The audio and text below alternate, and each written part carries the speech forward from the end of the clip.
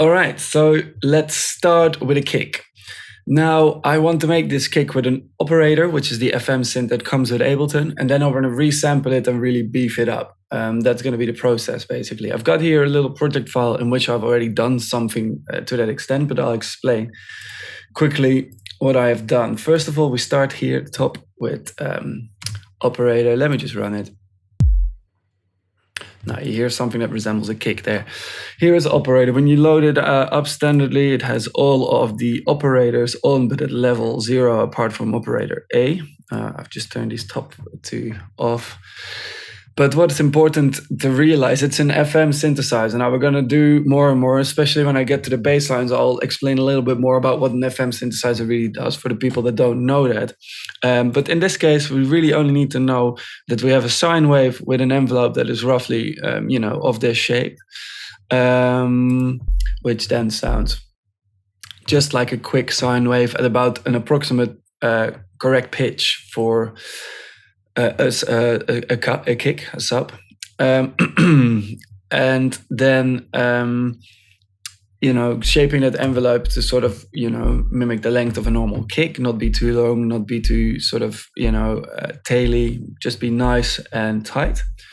And really all we need to do then to that is add a pitch envelope, because what a kick drum really is just a low frequency. But because, in a real drum, on a drum kit, when you hit a drum head, basically, you get the transient moment, you have a tick from when the beater hits a drum head, but also then, just have like sort of these resonant frequencies in the drum head that slowly, pitch down. So in other words, it starts with a high frequency that quite rapidly drops down and then steadies out at the resonant frequency of the drum. Now, long story short, it means just we need a pitch drop at the beginning. So here, that's built in very simply. You just have to enable it. Now, I've given it about a 50% pitch drop, a very short envelope here. You can see, the readout of it having a decay of 320 milliseconds. It starts 48 semitones up, which is quite a lot.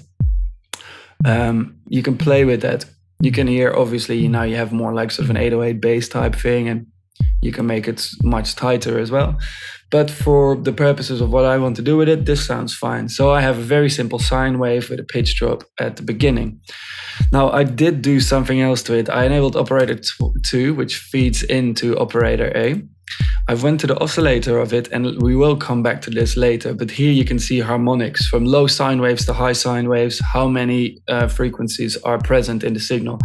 I put a bunch of high ones in and no low ones, essentially kind of making a bit of a zzz type of sound, and giving it a super short envelope, and all I've done with that is create a tick at the beginning. This just creates a click. If I made it longer, you can hear it is just like a high sort of harmonic kind of noisy sound, really.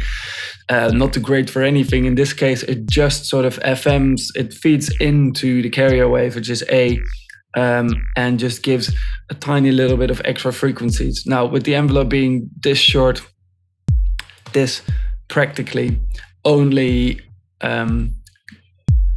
adds a little tick at the beginning, just to emphasize that pitch drop a little bit more. You could go in a lot more with this kind of stuff.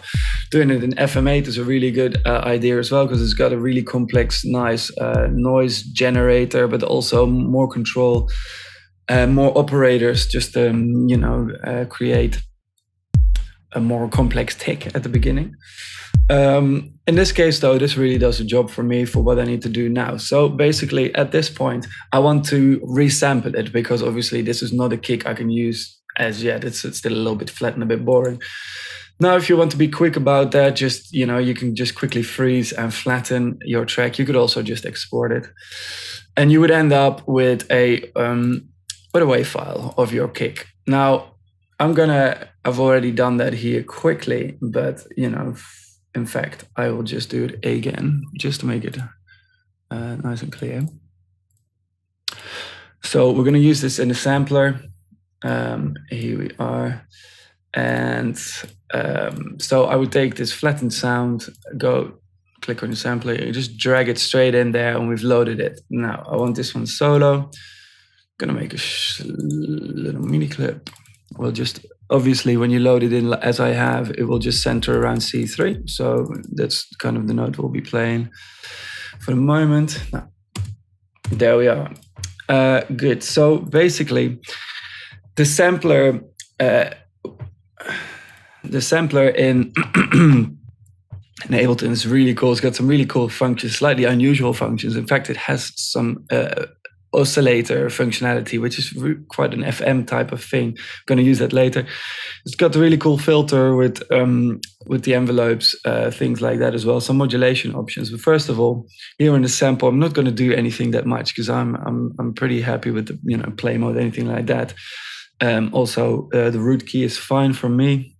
Now, I'm going to go, first of all, to filter, because I want to filter this a little bit. What I end up doing with these kicks is actually a little bit weird, but I think just a band pass filter on them with some resonance, and then give that, again, a filter envelope. So here's the amount, just up the amount. Again, you want a very short kind of pitch transient, basically you want the filter to go poof, like that when it hits. So it just has more high frequencies and then goes low.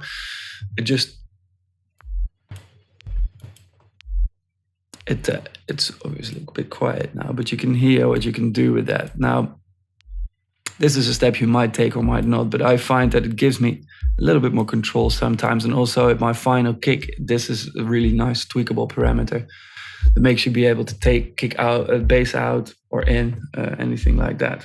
Now, we have to play with these parameters a little bit until we get some nice articulation.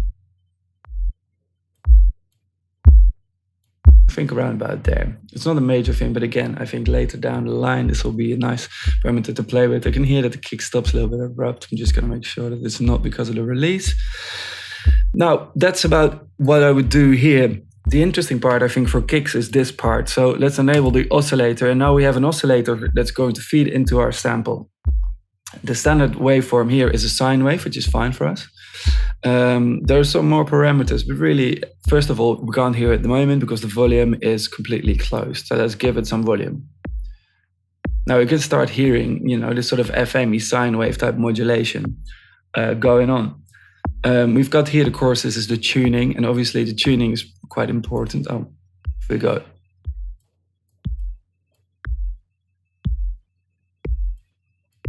A little bit up and down with it, you'll hear different effects.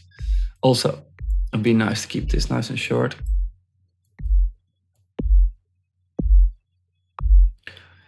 Now we've got some different parameters. Usually I end up tweaking these a little bit until I get something really nice, and I'm just gonna go here. It's all it's a sampler that's set up with the exact same sampler. I set it up before, just had a little tweak with it.